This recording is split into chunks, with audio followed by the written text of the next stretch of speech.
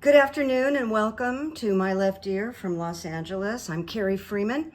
My Left Ear is a liberal channel, and right now, for the whole summer, I'm devoted to the re-election of Joe Biden and Kamala Harris. And I'm going to talk about the big ifs that are going on out there, that if for some reason it is not Joe Biden, I am here to fight for democracy, okay? So right now, though, my vision is Joe Biden and Kamala Harris. And now I'm gonna get on with it, and I'll tell you, kind of like what I'm talking about. It's called My Left Ear because I actually get guidance and messages and advice through my left ear for myself and for others. And that's how this got started. And I started it during COVID. This is video 209. It is Friday, although it feels like Saturday to me, but it is Friday, July 19th. And I will be doing a new Patreon tomorrow. Now, as I'm gonna begin every show for the summer, hold that experience, that emotional experience of when they announced that Joe Biden has won the election and Kamala Harris. It's maybe even a little more than a vision. It's how you'll feel. So just let that sort of joy and relief wash over you. And then you can look at this picture I found in the community section that sort of signifies, oh joy, all right? Now, I'm gonna start with good evidence because today the White House press office, and I don't know who delivered the message, but the message from the press was Joe Biden will be back on the campaign trail next week, okay? So that was directly from this woman from the White House. It's good evidence for us, all right? And I'm also, because things are so critical right now, I'm just starting, I did one RUNES roll, and I wanna start with it so I don't make you wait. So what I did was I said, I just get them all warmed up and stuff. And I said, what's the energy around the attempted sabotage of Joe Biden? And thank God, Rick Wilson seems to be holding strong for Joe and a few others. I'm grateful for that. So this is really interesting. I got the, well, what happened was I was playing with this and a rune fell out. I didn't pick it, and it was the rune of fertility. So I put it back in, and then I do this whole thing. And what happens is a rune will sometimes like stick to my finger, and I'll sort of get the feeling this is the rune. But I got fertility again, okay? So that was really interesting. Fell on the floor, and then I put it back in here, and I got it again. Really good sign. All right, so fertility marks new beginnings. And it's akin to the moon, the intuitive part of our nature, and it has an urge towards harmonizing and adjusting in the sphere of personal relationships. And let me just say, when Joe gets through this attempted mutiny, sabotage, whatever you want to call it, his personal relationships probably alter a little bit. So it embodies the need for sharing. And drawing the fertility rune marks a time of joyful deliverance. And it is a rune of great power. It says, you have the strength to achieve completion or resolution, which opens your new beginnings. Just feels really right on to me. And it signals an emergence from a closed chrysalis state. And I have been reading that he's been kind of, not just COVID, but he's been kind of sequestered and only trusting this very small group of people that surround him. And the feeling is, it just feels like he's very sad and he's very angry. And I give it to him. I'd be sad and angry also. He's not wearing it in public, but so that explains the closed state that this is talking about. But it says, as you resolve and clear away the old, you are released. And you also may need to release some relationships, a habit, or a rut. The old stuff was quite proper to your formal self, but not now. It is the energy of beginnings and new births. And it epitomizes one of my favorite phrases, life finds a way. Life finds a way. So changes in the offing, and await your deliverance with calm certainty. All right, then the second rune I pulled was rune of possessions. And this is a rune of fulfillment, ambition satisfied, rewards received. It speaks of nourishment. It could be physical nourishment, emotional nourishment, and it portends a time of good fortune and positive energy. It challenges you to meet the moment. And Joe Biden is meeting the moment. He is just, I think it's sort of amusing, aside from very sad to me, that he's all these people that I'm assuming he thought he was really close with are turning, they want him to get out. He served an incredible 4 years and they want him to get out, and it's cold. So, but this does, possessions portends a time of good fortune, positive energy, and it challenges you to meet the moment. And I can't think of anybody better to describe meeting a moment than Joe Biden. It says celebrate, and it does counter it by saying your life as is may not be all sunshine and roses, but there is a cup of nectar to sip from. So that's very realistic, isn't it? It's a cup of nectar to sip from. And then the last rune about what's going on, what's the energy with this sabotage, I got gateway. And gateways represent moving from one space into another. Because when he comes out of this COVID and he's like back on the trail, that's it, people. Unless he literally collapses and has an event, which I don't feel is coming, he's in. So he is moving from one space to another. Like, I'm in, I'm fighting this, I'm not going anywhere, and I'm going to beat Donald Trump. So speaking of standing in the gateway, ready to take the step, this rune indicates that there is work to be done. Of course there's work to be done, both inside and out. I imagine being a thoughtful, spiritual person, he's going to be really reviewing his relationships and friendships. And I heard once that if you want a friend in Washington, get a dog.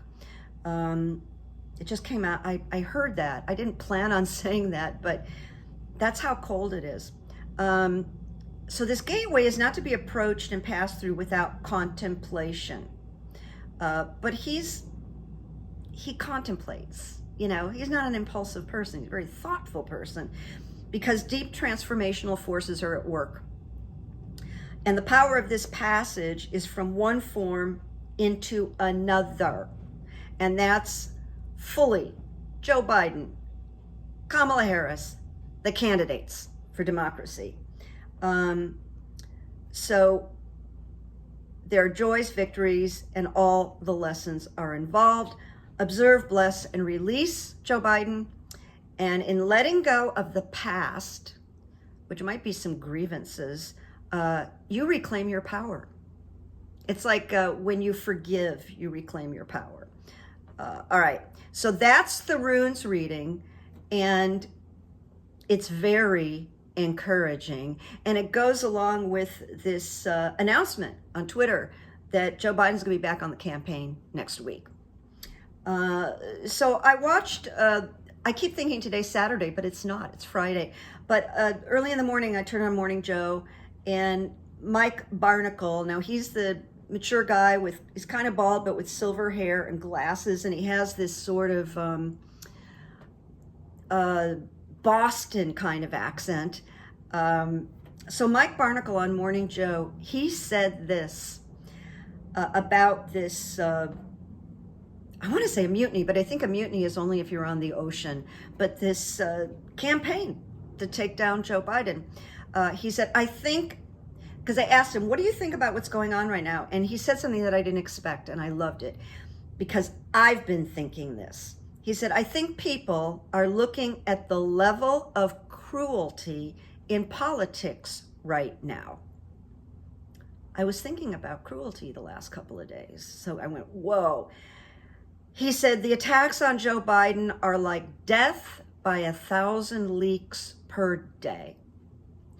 And I just want to say, I have viewed it much more than we need to make a change, but the way it's been done in the pile-on, there's something cruel about this, especially with a man who has served a fantastic 4 years in the White House. I mean, a really productive, beneficial, empathic.